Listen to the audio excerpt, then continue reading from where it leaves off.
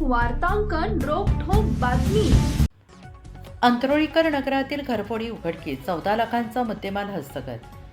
अंत्रोळीकर नगरातील व्यापाऱ्याच्या घरी झालेली चोरी विजापूर नाका पोलिसांच्या गुन्हे प्रकटीकरण पथकाने उघडकीस आणून 2 आरोपींना अटक केली आहे. त्यांच्याकडून चोरलेले 13,94,000 रुपयांचे 22 तोळ्यांचे सोन्याचे दागिने हस्तगत करण्यात आले. रवी प्रकाश दौलताबाद, राहणार अंत्रोळीकर नगर, भाग 3, होटगी रोड, सोलापूर हे लग्नानिमित्त बाहेरगावी गेले होते. 3 फेब्रुवारी रोजी सोलापुरात परत आल्यानंतर चोरीची घटना उघडकीस आली. विजापूर नाका पोलीस ठाण्याच्या गुन्हे प्रकटीकरण पथकाने या गुन्ह्याचा कुशलतेने तपास करून 8 दिवसात गुन्ह्याचा छडा लावला. घटनास्थळावरील CCTV फुटेजचे पोलीस कॉन्स्टेबल अमृत सरवसे यांनी बारकाईने विश्लेषण केले.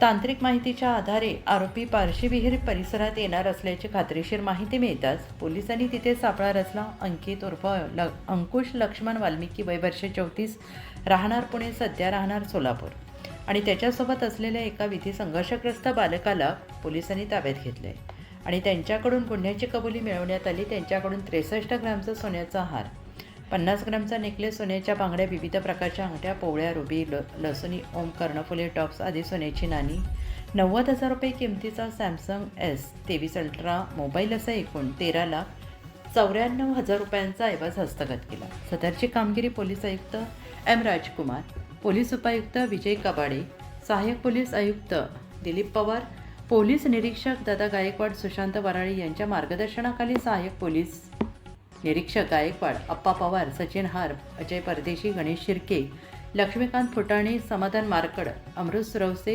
संतोष माने, संतोष जानकोटी, रमेश कोरसेगाव, स्वप्नील जाधव, अयाज बागलकोटे, अर्जुन गायकवाड यांनी पार पाडले.